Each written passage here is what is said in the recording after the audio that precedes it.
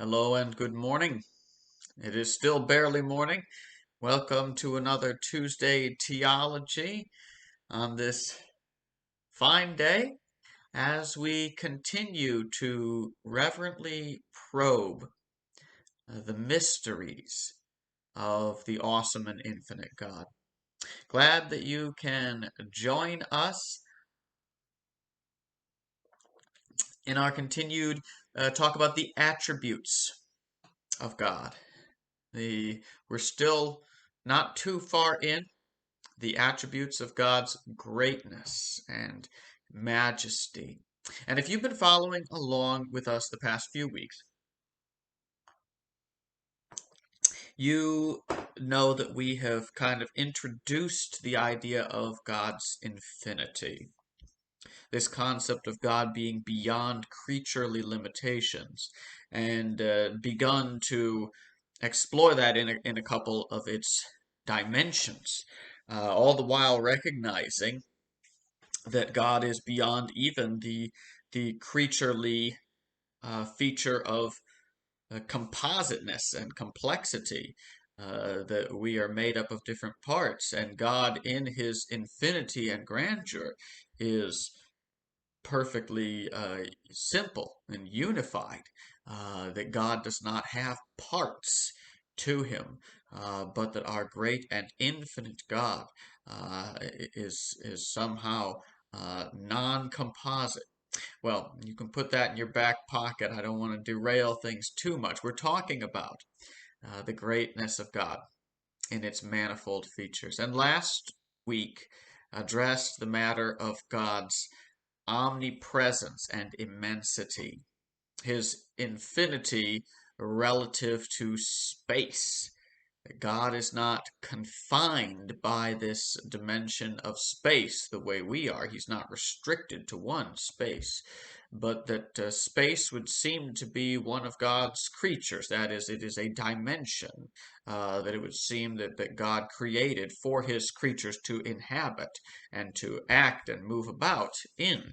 And he is Lord over space, able to fill all of it without being identified with the things in space. That God is everywhere, but he's not everything. And able to be personally present in every place, a great comfort to his people, and a word of conviction when we are tempted.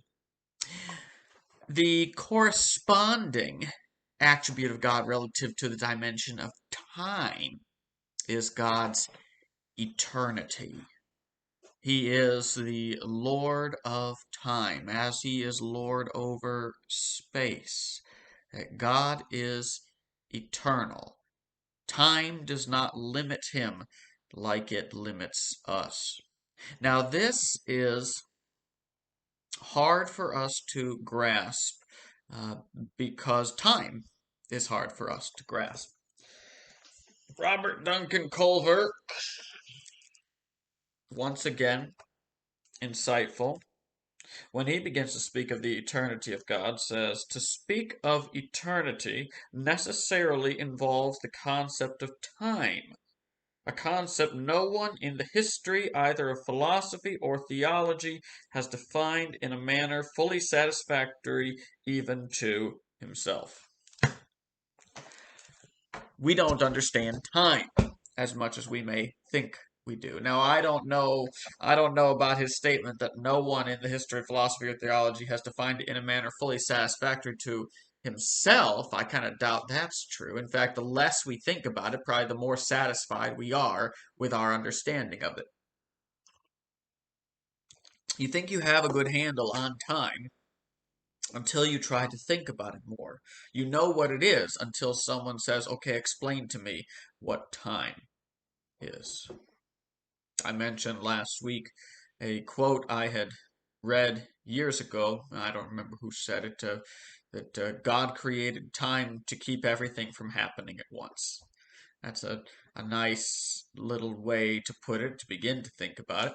Or you might say, rather, God created time so that things could happen. That without time, we couldn't do anything. Just as without space, we couldn't go anywhere, and we couldn't act because all things would be in the same place, or all things would be in no place. There would be no distinction of one thing from another if not for the dimension of space.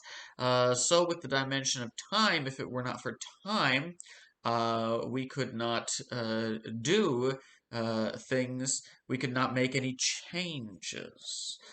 From the simple changes we're constantly making, such as breathing, air in and air out, to picking up and drinking a cup of tea,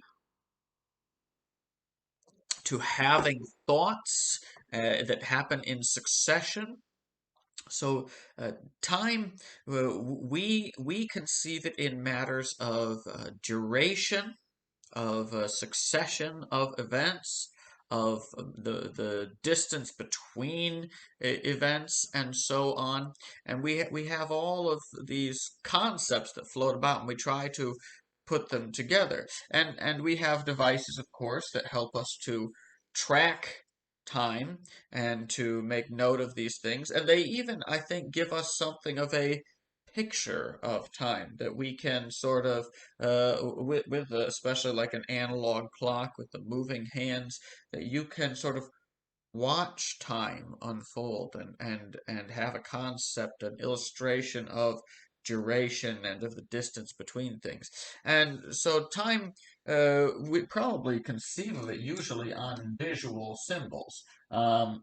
Space is maybe a little easier for us to grasp or think that we grasp.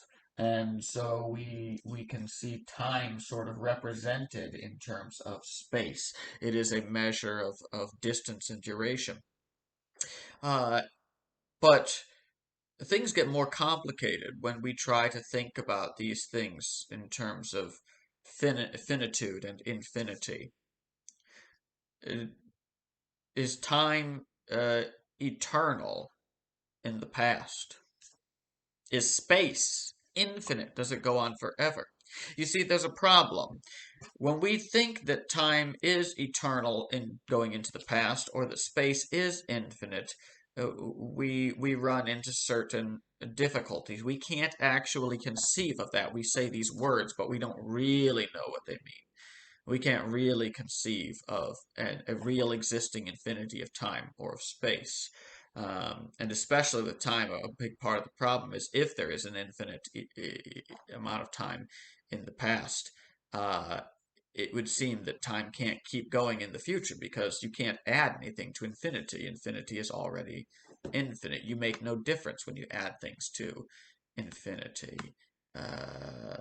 It becomes incoherent. But the problem, of course, is we also can't conceive of time having a beginning point, because when we think of time having a beginning point, we immediately say, and what happened before that? What caused that to begin? We run into temporal concepts. Likewise with space, just as we can't imagine infinite space, we also can't imagine space being confined, because we immediately want to see what's outside the box that contains the space. So we are finite creatures, and we can only think in finite terms, and yet we can't put all of reality in finite terms, because when we experience things as finite, we experience things outside of them. I only understand this mug to be limited because I see the world outside of it. But if I see the world as limited, I'm going to ask what's outside of that. All of this to say, these concepts of time and space are big, hard concepts that we can only sort of understand. And what's nice about that is that that makes it a little easier for us to just take on faith that God fits with it, because God also is someone who we can only sort of understand. We can know God truly, but we cannot know God comprehensively. God is beyond us. And even the wonders of God's creation are beyond us. How much more the Creator? So, even though we don't fully understand time, and we only sort of understand time, we do understand that time exists. We understand why it exists. Time is good. I'm glad there's time. Otherwise, we wouldn't be able to have Tuesday Tea-ology. And we understand that the creator of time is greater than time. That these dimensions While we can't conceive of them not existing and being created, we also can't conceive of them eternally. And so the simplest path is to say that these are God's dimensions that He created for His creatures to inhabit, and that He exceeds them. Let's take a definition. Augustus Strong is going to help us now. Eternity is infinity in its relation to time. It implies that God's nature is not subject to the law of time. God is not in time. It is more correct to say that time is in God.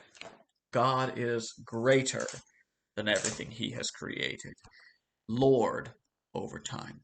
Now let's look at a few verses that address this. And they're not going to address this in highly scientific language. The Bible doesn't present us with a detailed philosophy of time or space. It's on the religious level of people's relations with God.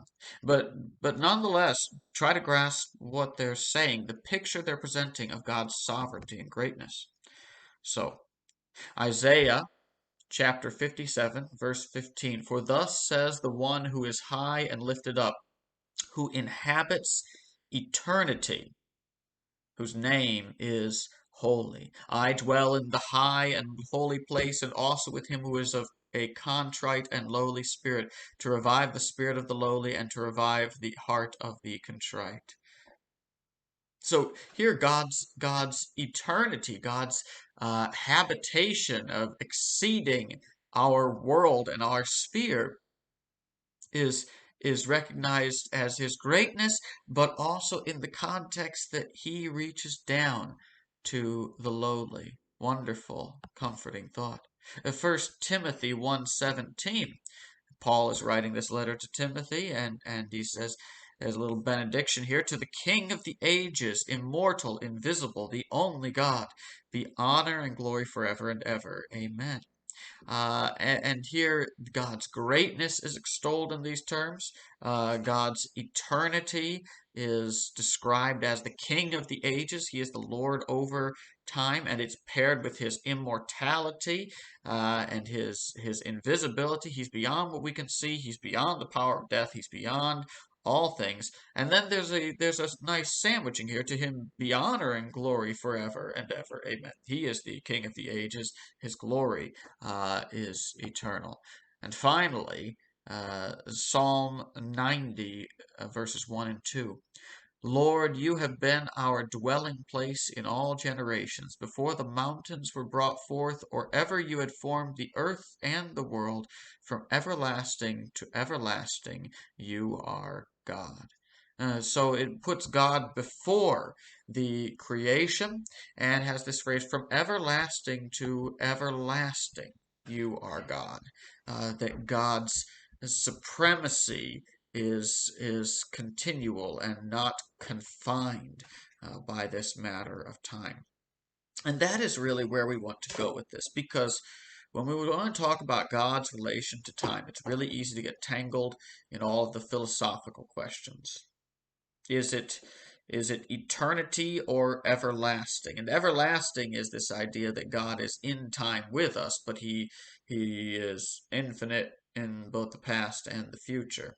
I want to suggest that that concept um, is is maybe not fully appreciative of God's sovereignty over the matter of time. That God, as one who is able to make known the end from the beginning, the one who as Jesus Christ, God the Son, become man, says, before Abraham was, I am, that God's transcendence over time is greater than that. And that this bigger idea, the idea of eternity, that God contains time, as vast as time is, that God is outside of time, that is more fit for the Bible's picture of the greatness and infinity of God. But but aside from those philosophical questions that can really grab hold of us and are wonderful if you're into that sort of thing. We want to keep in mind the lesson that the eternity of God really teaches us. That just as God's uh, immensity and omnipresence reminds us that God is with us wherever we go, that we're never out of His sight, that He sees the whole plan. His eternity, perhaps even more so, reminds us of the total confidence we can have in God. God is not going to be surprised by anything uh, because time does not limit him. God is fully able to carry out and accomplish what he purposes to do because he is the Lord of time itself. God's wisdom is infinitely secure because his knowledge is truly and experientially infinite. He is not limited in the ways that we are, including this matter of time. And so the promises of God are fully secure. For God in His promises is speaking to His creatures, moving along with the present as the one who exceeds the present and inhabits eternity. Uh, God's vastness and greatness should fill us with awe and should secure our faith in him. We know that he is truly able, that his promises are good, that his wisdom is infinite, and we can marvel all the more that the eternal God has loved you and me, that he has loved his people with an everlasting love. And may the Lord bless you today. May he draw you close and strengthen you in his infinite greatness.